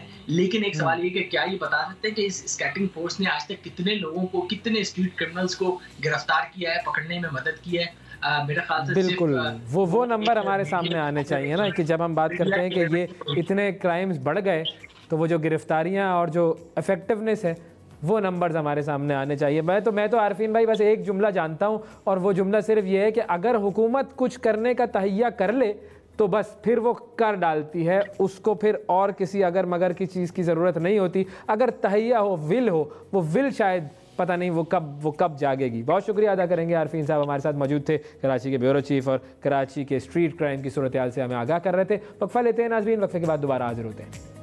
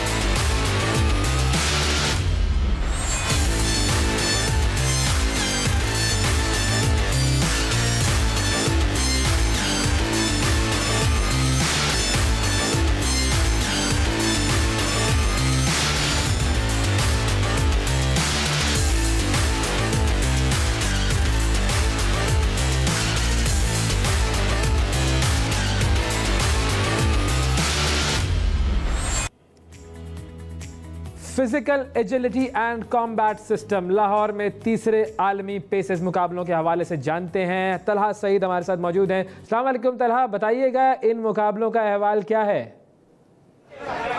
जी बिल्कुल, तीसरी पेसेस यानी कि physical agility combat efficiency system के मुकाबले इस टाइम लाहौर में जारी हैं। इन आलमी मुकाबलों के अंदर 11 ममालिक के अफवाज के जवान हिस्सा ले रहे हैं। पाकिस्तानी आर्मी की टीम समेत 10 ममालिक मजीद जो 10 ममालिक की टीम्स हैं वो इस मुकाबलों में हिस्सा ले रही हैं। आज की अगर कंपटीशन की बात की जाए तो आज जहां पे जो है वो सिटअप्स का मुकाबला जो है वो जारी है। मुख्तलिफ ममालिक के खिलाड़ी जो हैं वो इस मुकाबले के अंदर शरीक हैं, जो कि अपनी अपनी महारत का जो है वो मुजाहरा कर रहे हैं। इस वक्त भी अगर मेरे कैमरा पर्सन आपको दिखा सकें तो आप ये देख सकते होंगे कि ये भी एक पाकिस्तानी नौजवान है जो कि इस टाइम पर इंतहाई महारत से और काफ़ी देर से जो है ये सिटअप्स लगा रहे हैं। यहाँ पर ऐसे लोग भी मौजूद हैं जिनके गुज़िश्ता 2 घंटे से जो है वो यहाँ पर सिटअप्स लगा रहे हैं और अभी तक जो है वो 800 या 900 सिटअप्स तक जो है वो जा चुके हैं। अगर इस मुकाबलों की बात की जाए तो इन मुकाबलों के अंदर मुख्तलिफ जो है वो टेस्ट होते हैं। मुख्तलिफ कंपटीशंस के अंदर से फौजी जवानों को गुजारा जाता है, जिसके अंदर उनकी फिजिकल एबिलिटी जो है वो चेक की जाती है, जबकि उसके साथ ही साथ फिजिकल एबिलिटी के साथ ही साथ उनके कॉम्बैट की उनके एफिशिएंसी को चेक किया जाता है, जबकि उनके कॉम्बैट के स्किल्स को चेक किया जाता है। मैराथन भी जो है वो इस गेम का हिस्सा होती है, जबकि उसके साथ ही साथ जो है वो पुशअप्स के भी मुकाबले होते हैं, पुलअप्स के मुकाबले होते हैं, जबकि उसके साथ ही साथ 3.2 किलोमीटर की मैराथन जो है वो भी यहाँ पर जो है वो इसके अंदर जो है वो जवान शरीक होते हैं, जबकि उसके साथ ही साथ कॉम्बैट एफिशिएंसी के भी जो टेस्ट हैं वो भी लिए जाते हैं। मुख्तलिफ ममालिक की टीम जो है वो इस मुकाबलों के अंदर हिस्सा लेती हैं। 3 दफ़ा जो है वो ये तीसरी दफ़ा ये पेसेस जो है ये मुनक्कद करवाया जा रहा है, जहाँ पर टोटल जो है वो 101 खिलाड़ी हैं मुख्तलिफ अफवाज के जो कि इनके अंदर हिस्सा ले रहे हैं। मुख्तलिफ ममालिक जो हैं उनके ऑब्जर्वर्स भी यहाँ पर मौजूद हैं, जो जिनके खिलाड़ी इस दफ़ा तो यहाँ पर इन मुकाबलों के अंदर शरीक नहीं हुए, लेकिन अगले साल से जो है वो उन्होंने इस चीज़ का इजहार किया है कि अगला पेसेस जब भी होगा वो उसके अंदर अपने जो खिलाड़ी हैं उनको लाजमी उतारेंगे और लाजमी इस कंपटीशन के अंदर जो है वो पार्टिसिपेट करेंगे। पाक फौज जो है उसको ये एजाज़ हासिल है कि वो इस अपनी नोयत के सबसे बेहतरीन मुकाबलों की जो है वो मेज़बानी करती आ रही है। तीसरी दफ़ा ये पेसेस जो है वो मुनक्किद करवाया जा रहा है। 2016 के अंदर पहला पेसेस जो है उसका इनकार लाहौर के अंदर करवाया गया था और अब ये तीसरी दफ़ा लाहौर का कैंट का अयूब स्टेडियम है जहां पर ये मुकाबले जो हैं वो जारी हैं। इस पेसेस के मुकाबलों के अंदर जहां पर ना सिर्फ फौजी जवानों का स्टेमिना चेक होता है बल्कि उसके साथ ही साथ उनकी ट्रेनिंग का मयार जो है वो भी जांचा जाता है, जबकि उसके साथ ही साथ जो फौजियों की फिटनेस है, जो उनकी फिजिकल फिटनेस है, उसके लिए भी ये जो है कि ये मुकाबले जो है वो कड़ा इम्तिहान साबित होते हैं। कई साल से जो है वो नौजवानों को तैयार किया जाता है ऐसे मुकाबलों के लिए और इसके बाद जो है वो लोग ऐसे मुकाबलों के अंदर जो है वो उतारे जाते हैं। हर मुल्क जो है वो अपनी बेस्ट टीम जो होती है, अपने ऐसे बेस्ट जवान जो कि फिजिकली तौर के ऊपर हर लिहाज से फिट होते हैं, उनको ऐसे मुकाबलों के अंदर लाते हैं और लाकर जो है वो इन मुकाबलों के अंदर उनका जो है वो कड़े से कड़ा इम्तिहान लिया जाता है। गुज़िश्ता 2 दफ़ा जो पेसेस हुई उसके अंदर पाकिस्तानी टीम्स थी जिन्होंने जो है वो इस पूरे के पूरे कंपटीशन को जो है वो उसका मार्का जो है अपने सर किया और इस दफ़ा भी जो पोजीशन अभी तक जा रही है पाकिस्तानी जवानी है जो कि इस पूरे के पूरे पेसेस कंपटीशन के अंदर पहले नंबर पर जा रहे हैं। चाहे पुशअप्स का मुकाबला हो, चाहे पुलअप्स का मुकाबला हो, चाहे 3.2 किलोमीटर की मैराथन हो या फिर चाहे कॉम्बैट एफिशिएंसी के टेस्ट हो या चाहे फिर आज जैसे ये लगाए जाने वाले सिटअप्स के मुकाबले हों, हमें हर तरफ जो पाकिस्तानी नौजवान है, जो पाकिस्तानी खिलाड़ी इस खेल के अंदर हिस्सा ले रहे हैं, वही जो है वो इस टाइम पहले नंबर के ऊपर इस कंपटीशन के अंदर नज़र आ रहे हैं। मुख्तलिफ ममालिक के जो ऑब्जर्वर्स हैं उनसे जो हमारी बात हुई तो उनका ये कहना था कि ऐसे मुकाबले जहाँ पर ना सिर्फ जो एक फिजिकल फिटनेस का जो है वो इम्तिहान साबित होते हैं बल्कि इसके साथ ही साथ मुख्तलिफ ममालिक की अफवाज के अंदर आपस में कोऑर्डिनेशन भी बेहतर करने का जो है वो सबब बनते हैं और इस कोऑर्डिनेशन के तहत ही ये जो मुकाबले हैं ये गुज़िश्ता 3 दफ़ा अब तीसरी दफ़ा जो है वो करवाए जा रहे हैं। पहली 2 दफ़ा जो है ये मुकाबले पहले 2016 में करवाया गया था, उसके बाद 2018 में करवाया गया और अब जो है वो 2021 के अंदर तीसरा पेसेस जो है वो इस टाइम लाहौर के अंदर जारी है। 1 तारीख से ये पेसेस के मुकाबले जो हैं वो लाहौर के अंदर शुरू हुए थे, जो कि 7 रोज़ तक जो है वो इसी तरह से जारी रहने हैं। जी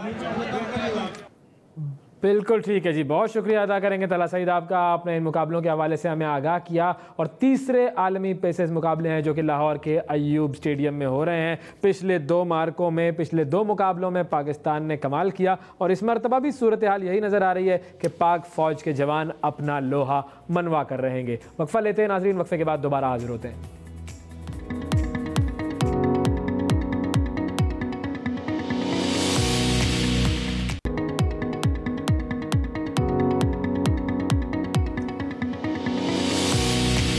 वेलकम बैक जी। सबसे आगे में एक मरतबा फिर खुशामदीद। स्ट्रीट आर्टिस्ट जो है वो सारी दुनिया में अपने फ़न का मुजाहरा करते हुए नज़र आते हैं सड़कों पर, चौराहों पर, और ये स्ट्रीट आर्ट जो है वो मुख्तलिफ जगहों का बड़ा मशहूर होता है दुनिया भर में, और बहुत सारी तस्वीरें और वीडियोज़ हम देखते रहते हैं जो कि सोशल मीडिया पर शेयर होती रहती हैं, हम भी महसूस होते हैं, दुनिया भी महसूस होती है। आज आपकी मुलाकात करवाते हैं इस्लामाबाद के गोल्डन बॉय से। गोल्डन बॉय कह लीजिए, गोल्डन मैन कह लीजिए। ये देखिए, ये जो वीडियो साथ साथ चल रही है ये गोल्डन मैन है जी इस्लामाबाद के, और इन्होंने बिल्कुल अपने आप को इस तरीके से बनाया हुआ है कि जैसे ये कोई सोने के या कांसी के ये इंसान हो, और एक मुजस्मा जिसे आप कहते हैं ना, ये मुजस्मे की शक्ल में मुख्तलिफ जगहों पर आपको नज़र आते हैं। ये खड़े हुए होते हैं और एक इन्होंने ऐसा पोज बनाया हुआ होता है, लोग देखते हैं, हैरान हो जाते हैं, तस्वीरें खिंचवाते हैं इनके साथ। तो हमने सोचा कि अपने प्रोग्राम में, अपने स्टूडियो में इनको दावत दें, और आज हमारे साथ मोहम्मद एहसान साहब, गोल्डन मैन ऑफ इस्लामाबाद, ये मौजूद हैं। अस्सलाम वालेकुम एहसान साहब। वालेकुम सलाम। एहसान साहब, ज़रा आपका चेहरा जो है, ये जितना आपने गोल्डन बनाया हुआ है, ये इसके बारे में ज़रा बताइए कि ये आपको आइडिया कहाँ से आया और कैसे आपने इस चीज़ के बारे में सोचा?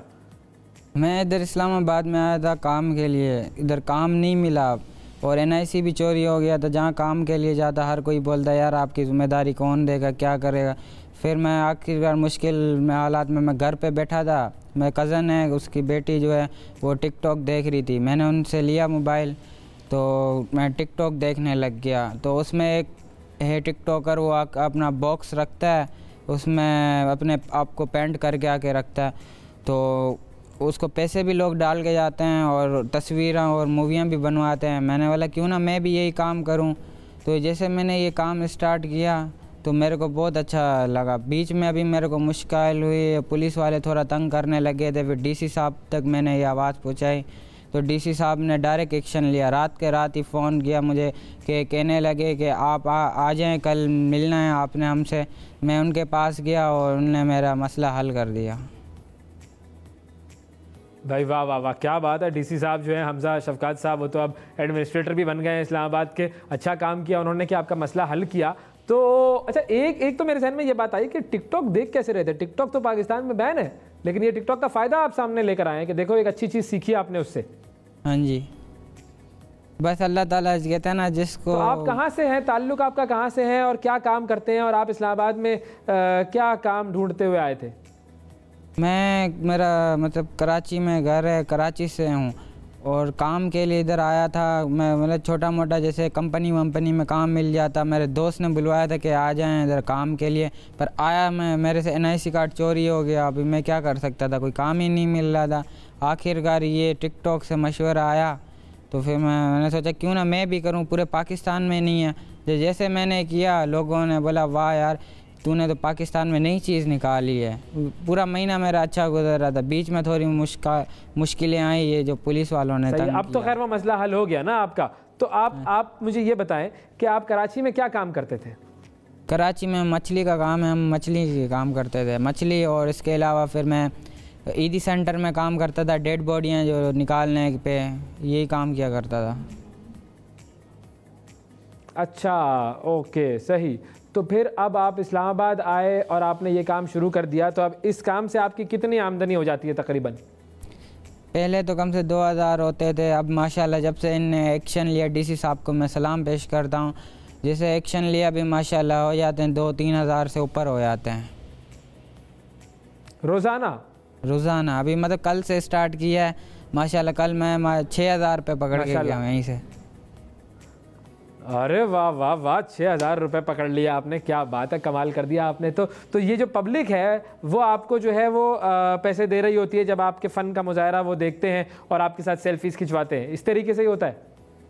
ये जैसे अभी मैं चुप होकर खड़ा होता हूँ, ज़्यादा कर उनको मैं हिलता नहीं हूँ, उनको नहीं पता चलने देता हूँ कि मैं इंसान हूँ या पुतला हूँ। मैं सेंटोरस जाता हूँ ना ज़्यादा कर वहाँ, तो या F7 उधर खड़ा हो जाता हूँ, तो हाँ। कोई आता है उनको ज़बान निकाल के हाँ ये मेरा स्टाइल है, आपने शायद वीडियो में, पिछली वीडियो में भी देखे होंगे, ये उनको मतलब जैसे डांस वांस हो गया, कोई ऐसी हंसाने की कोई तरीके मैं नेट से और भी निकालता रहता हूँ कि बंदा किस से हंसेगा, तो वो तरीके मैं इनको करके दिखाता हूँ। लोग बहुत मेरे से खुश होके जाते हैं और मतलब मिलने की भी अभी फ़ोन आते हैं, कहते हैं भाई आप कहाँ रहते हैं, हमें जगह बता दें, हम लोग उधर ही आके मिल लेंगे आप। ज़बरदस्त, बेहतरीन, क्या बात है। तो आप अब मज़ीद जो एक तो ये आपने रूप बनाया हुआ है गोल्डन मैन का, और कोई मुख्तलिफ अलग अलग कोई रूप बना रहे हैं आप, इसके लिए कोई प्लानिंग चल रही है? इंशाल्लाह अभी तो मैं गन लेके घूमता था, पर गन नो अलाउ हो गई है। वैसे होनी भी नो अलाउ चाहिए, हम पाकिस्तानी है, दुश्मन किसी के नहीं है। तो मैंने सोचा है कि मैं अभी गिटार रखूँगा या कोई फूल वगैरह या किताब विताब, ये चीज़ मैंने सोची है कि ये इंशाल्लाह कल से स्टार्ट करना है इंशाल्लाह। तो ये कितनी देर में आप तैयार हो जाते हैं? ये गोल्डन पूरे अपने आप को करने में कितना वक्त लगता है और कैसे करते हैं ये? 5 मिनट में तैयार हो जाता हूँ। स्प्रे होते हैं, 3 स्प्रे लाते हैं, मेरा खुद का खर्चा लगता है, 1000 रुपये का खर्चा लगता है। स्प्रे करना पड़ता है और फेस पे पाउडर है, एक चमकीली पाउडर है, वो लगानी पड़ती है। वो लगा के मतलब 5 मिनट के अंदर में तैयार हो जाते हैं।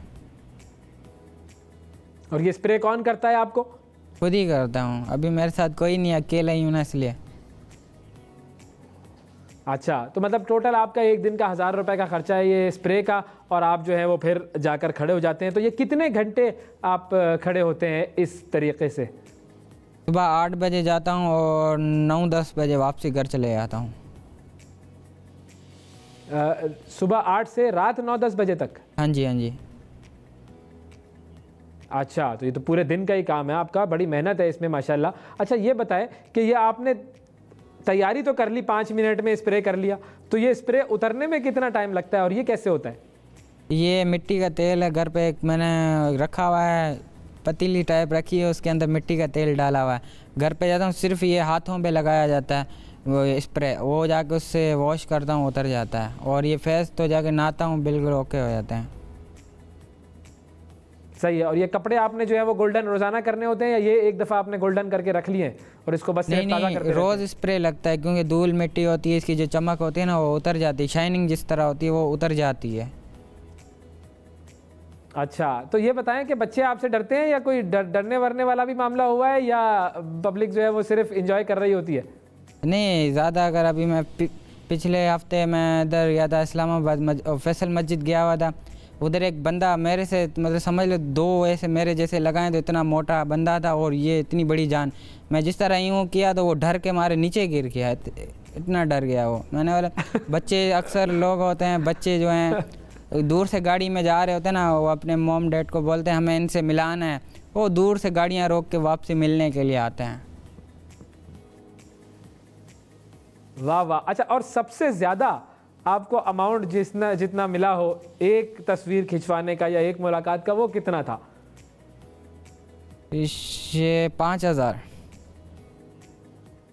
वाह वाह वाह वाह, माशाल्लाह माशाल्लाह। भाई एहसान साहब, बड़ी खुशी हुई आपसे मिलके, और वाकई आपने जो काम किया ना ये एक अलग आइडिया था। और वाकई जब हम दुनिया भर में ट्रैवल करते हैं हम देखते हैं कि मुख्तलिफ इस तरह से चीज़ें होती हैं, हमारे यहाँ पर ये चीज़ें नहीं होती थी। और आपने ये भी साबित कर दिया कि अगर कोई मुश्किल है, कोई परेशानी है, काम नहीं मिल रहा, तो मायूस नहीं होना। ये भी तो आपके ज़हन में आई होगी ना कभी मायूसी के, यार पता नहीं काम नहीं मिल रहा, क्या होगा आगे मेरा। मैं एक मैसेज देना चाहता हूँ। वो मैसेज ये है कि नौजवान ज़रूर ज़रूर, वो जैसे गरीब होते हैं, हमारे जैसे गरीब हैं, वो ज़्यादातर चोरियों पे लग जाते हैं या नशे वशे पे लग जाते हैं, या किसी से मांगना, किसी के आगे क्यों हम हाथ फैलाएं। हम जवान हैं, हम या अपना खुद का एक मेहनत करें, करके खाएंगे, या किसी के आगे हाथ नहीं फैलाना, ना किसी का उठाना, ना किसी से चोरी करनी, या किसी नशे पे, ना गलत काम से बचो। अपनी रोज़ी करें, छोटी मोटी रोज़ी। मुश्किल आएगी, मुश्किल के बाद अल्लाह ताला ऐसी आसानियाँ कर देगा ना, तो कि आप याद रखेंगे इंशाल्लाह इंशाल्लाह। वाकई बहुत बड़ी बात की है आपने। मुश्किल के बाद आसानी है, कुरान में आयत भी यही है ना कि हर मुश्किल के बाद आसानी तो है, और ये यकीन करने वाली बात है, बस अल्लाह ताला पर भरोसे की बात है। अब जाते जाते मैं ये चाहूँगा कि आप जो हैं वो खड़े होकर हमारे नाजरीन के लिए कोई ज़रा वो पोज़ तो बनाए ना, जिस तरीके से आप वो पोज़ बनाते थे। मैं कराची में हूँ, वरना मैं आपके साथ तस्वीर खिंचवाता और वो तस्वीर सोशल मीडिया पर मैं भी डालता, लेकिन अभी आप चूँकि वहाँ पर मौजूद हैं, मैं यहाँ हूँ, तो मैं आपके पास आऊँगा ज़रूर इस्लामाबाद में, जहाँ आप परफॉर्म कर रहे होते हैं। कहाँ परफॉर्म करते हैं? F7। F7 में बस ठीक है, F7 में मैं आऊँगा, आपके साथ तस्वीर खिंचवाऊँगा, लेकिन ये जो आपने काम किया है, ये आपका पोस्ट जो है वो हमने सारी दुनिया को दिखा दिया है। बहुत शुक्रिया एहसान साहब, आपने वक्त दिया, हमारे प्रोग्राम की शान बढ़ाई आपने। नाजरीन, वक्फ़ा लेते हैं, वक्फ़े के बाद हमें दोबारा ज्वाइन करना है आपने, लेकिन वक्फ़े पर जाते जाते मैसेज ये है कि जो स्ट्रीट आर्टिस्ट हैं इनकी आपने बहुत कदर करनी है, बहुत पजीराई करनी है। मिलते हैं ब्रेक के बाद।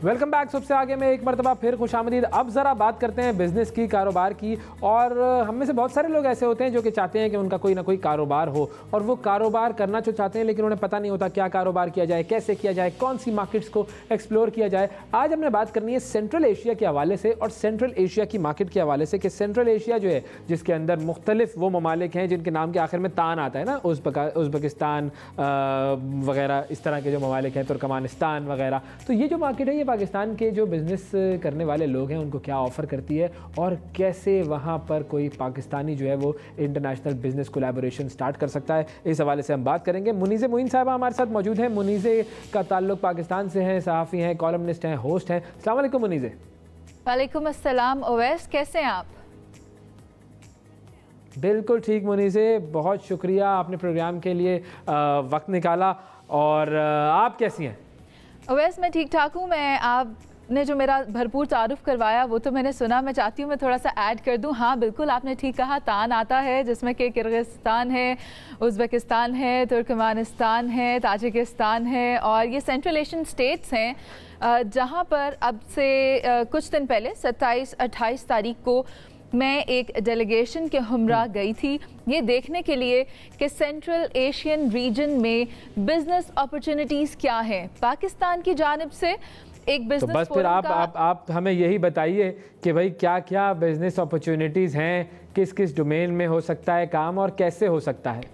ओवैस, यकीनन जो तालिब इल्म हैं, जो कारोबारी शख्सियात हैं, जो डॉक्टर्स हैं, यानी हर वो शख्स जो पाकिस्तान में मौजूद है वो they try to find out the opportunities for themselves कि अभी जो हमारी सूरत हाल है आजकल के दौरे हुकूमत में, ये आप भी बेहतर जानते हैं और मैं भी, यहाँ तक कि कल एक रिलीफ पैकेज भी सामने आया। इस तरह की सिचुएशन में ना हर फ़र्द वाहिद ये चाहता है कि अपने कारोबार को वुसअत दे, अपने काम को वुसअत दे, किसी तरह वो अपना रोज़गार चला सके। तो जब इस वफ्द के साथ जिसमें कि पार्लियामेंटेरियंस मौजूद थे, बिजनेसमैन मौजूद थे, इंडस्ट्रियलिस्ट मौजूद थे, एजुकेशनिस्ट मौजूद थे, लॉ मेकर्स मौजूद थे, हम जब किर्गिस्तान पहुँचे जो कि सेंट्रल एशियन स्टेट है, ये देखने के लिए कि किस तरह पाकिस्तान और सेंट्रल एशिया के दरमियान वो अपॉर्चुनिटीज़ पैदा की जा सकती हैं कि ये जो सेंट्रल एशियन रीजन है और जो पाकिस्तान है आपस में ट्रेड कर सकें या आपस में कोई प्लेटफॉर्म्स तलाश कर सकें जिससे कि दोनों को फ़ायदा हो। तो अवैस मैंने ये देखा कि अच्छा ये बताइएगा कि पाकिस्तानियों की कितनी बड़ी तादाद है जो कि इन सेंट्रल एशियन स्टेट्स में मौजूद है। आपने बड़ा इम्पोर्टेंट क्वेश्चन किया है ओवैस। मैं आपको बताऊं, पाकिस्तानी तालिब इल्मों का अगर जिक्र करें जो कि हमारा एसेट हैं, जिनके ऊपर हमारा फ्यूचर रिलाई करता है, वेस्ट के बाद सेंट्रल एशिया वो जगह है जहां पर 10 से 15 हज़ार के दरमियान सबसे बड़ा नंबर पाया जा रहा है पाकिस्तानी तालिब इल्मों का, जो वहाँ पर मेडिकल एजुकेशन परसू करने के लिए गए हैं, जो कि पाकिस्तान से कंपैरेटिवली चीपर है। उनको वहाँ पे बहुत इश्यूज़ हैं ओवैस। जब मेरी उनसे बात हुई, असल में मैं आपको बताऊँ, ये पूरा जो प्रोग्राम डिज़ाइन किया गया था, it was designed by the board of governors of UOL, जिन्होंने ये सोचा कि क्या हम कर सकते हैं पाकिस्तान के लिए। They took the business community there, they took the educationists there, they took the parliamentarians there to figure out what can be done. हमने ये देखा कि सेंट्रल एशिया जो है it is exporting gold, exporting IT manpower, they're exporting many things, but what they import is the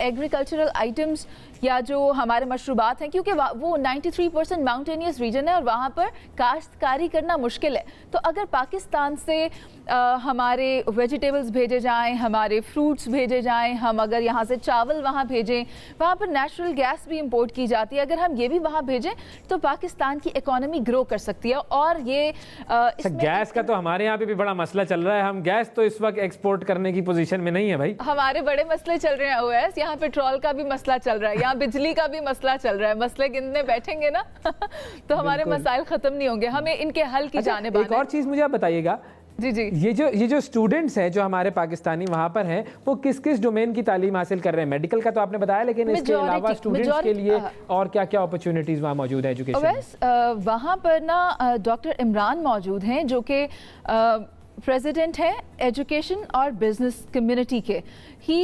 जब मेरी उनसे बात हुई, he told me that a huge number of students is seeking the medical education over there, but they even then they are recognized by the very important organizations। PM Pakistan medical council से वो recognised हैं, जो कि बेशतर universities Pakistan की recognise नहीं है। वो universities central Asia में मौजूद हैं जो रिकग्नाइज्ड है, मगर उनके स्टूडेंट्स को बहुत से इश्यूज़ फेस करना पड़ रहे हैं और उनका ये तकाजा है हुकूमत पाकिस्तान उनके इश्यूज़ को सुने, उनके इश्यूज़ को रिजॉल्व करे और जब वो पाकिस्तान आए तो उनको हाउस जॉब भी पेड मिले। आप देखें west, it doesn't happen anywhere कि जब आपके एसेट्स बाहर से यहाँ तालीम हासिल करके आते हैं तो आप उनको हाउस जॉब के लिए पे नहीं करते, जबकि जो स्टूडेंट्स हमारे पाकिस्तान में अपनी डिग्रीज कंप्लीट करते हैं they get the very initial amount of 70,000 as their house job, लेकिन जो बाहर से पढ़कर आ रहे हैं उनको नॉन पेड दिया जाता है। इस तरह के काफ़ी कंसर्न्स हैं। जब डॉक्टर इमरान से मेरी बात हुई तो उन्होंने उजागर किए और कहा कि whenever you go to Pakistan and happen to write about it और talk about it with those who are the law makers, then उन्हें ये ज़रूर कहें कि इस कंसर्न को जो है वो रिजॉल्व किया जाए, ज़रूर दूर किया जाना चाहिए। बिल्कुल। अच्छा, और पाकिस्तान इस वक्त जो है वो अपने पैर यूँ कह लीजिए कि फैला रहा है, एक ऐसी मार्केट भी बन रहा है कि जो कि इंटरनेशनल कोलैबोरेशंस और कनेक्शन कर रही है और हमारे लिए बहुत सारी मार्केट्स को एक्सप्लोर करना बड़ा ज़रूरी है। तो ऐसे में जो पाकिस्तानी जो बिज़नेस कम्युनिटी है वो अगर इस तरह की मार्केट्स को एक्सप्लोर करे तो पाकिस्तान की बिज़नेस कम्युनिटी के लिए बहुत ही अच्छा होगा और हम अपना जो एक्सपोर्ट्स हैं उनको इंक्रीज कर सकते हैं। हमारा तो सबसे बड़ा मसला ही एक्सपोर्ट्स का होता है मुनीज़। वैसे बहुत अच्छी बात यह है कि Pakistan has access to warm waters, we have Arabian Sea at our south, we can be a transit hub for the Central Asian states. अगर हमारे ताल्लुकात को फ़िलहाल आप साइड पे रखें, आई मीन टू से कि जो अफ़गानिस्तान है अगर उसमें अमन कायम रहता है, अगर देर पा अमन के लिए अफ़गानिस्तान में कोशिशें भरपूर की जाएं तो we can bridge between the Central Asia through a road and then Central Asia can connect to the warm waters which Pakistan has. Pakistan की strategic importance बहुत ज़्यादा है। पाकिस्तान की जो अपनी जो पोजीशन है उसकी वजह से पाकिस्तान को बड़ा फ़ायदा है, जो जोग्राफिकल लोकेशन है पाकिस्तान की उसकी वजह से पाकिस्तान को बड़ा फ़ायदा है और यही चीज़ हमें एक्सप्लोर करनी है और इस पोटेंशियल को टैप करना है। बहुत शुक्रिया अदा करेंगे मुनीज़, आपने वक्त दिया। नाजरीन, ये सारे सेगमेंट्स हमने आज आपके लिए पेश किए, लेकिन जाते जाते एक और अहम बात आपकी नज़र करनी है और वो है दिवाली। दिवाली जो है वो त्यौहार आज मनाया जा रहा है। वज़ीर आज़म इमरान ख़ान साहब ने भी दिवाली की मुबारकबाद दी है अपने सोशल मीडिया पर। वो तमाम लोग जो कि दिवाली मना रहे हैं जो हिंदू कम्युनिटी से ताल्लुक़ रखते हैं, वज़ीर आज़म इमरान ख़ान साहब ने उन्हें मुबारकबाद दी है दिवाली की। तो हमारी तरफ से भी दिवाली की बहुत बहुत मुबारक हो। हिंदू बरादरी जो कि पाकिस्तान में रहती है और दुनिया भर में रहती है उन सबको दिवाली की बहुत बहुत मुबारकबाद हो। और हमारा जो पाकिस्तान का जो नज़रिया है वो कहता ही यही है कि हमें अपने मुल्क में रहने वाली जो भी अक़लियतें हैं उनके त्योहारों को सेलिब्रेट करने के लिए उनको फैसिलिटेट करना है और उनको हमेशा इस चीज़ की मुबारकबाद देनी है और उन्हें इस बात का एहसास दिलाना है कि वो जिस मुल्क में रह रहे हैं जितना वो मुसलमानों का है उतना ही उनका भी है। यही पाकिस्तान में जो है वो हमें प्रचार करना है, यही पाकिस्तान का मकसद है। प्रीडोमिनेंटली पाकिस्तान एक इस्लामिक सोसाइटी है, इस्लाम के नाम पर बना हुआ मुल्क है और इस्लाम हमें ये सिखाता है कि अक़लियतों की हिफाजत और उनसे मोहब्बत ये बहुत ज़्यादा ज़रूरी है। और अगर पाकिस्तान में रहने वाला कोई मुसलमान या दुनिया में कहीं कोई रहने वाला मुसलमान किसी दूसरे मज़हब के ताल्लुक़ रखने वाले शख्स के साथ कोई नामुनासिब सलूक रखता है तो ये मुकम्मल तौर पर इस्लाम की भी तालीमात के ख़िलाफ़ है। तो कायद-ए-आज़म का जो विज़न था कि एक ऐसी सोसाइटी पाकिस्तान में क्रिएट की जाए कि जिसमें तमाम ममालिक के तमाम मज़ाहिब के लोग एक साथ रह सकें, अच्छे तरीके से रह सकें, ये विज़न जो है इंशाअल्लाह हमने अचीव कर लिया है और हम आगे भी इस विज़न को कामयाबी के साथ आगे लेकर बढ़ते रहेंगे। हमें अपने आप को बताना है, बार बार इस बात को याद दिलाना है कि बहुत सारे ममालिक जहाँ पर अक़लियतों के साथ जुल्म हो रहा है हम उनसे मुख्तलिफ हैं। तो दिवाली की मुबारकबाद के साथ आज के प्रोग्राम में इजाज़त दीजिए। अल्लाह हाफ़िज़।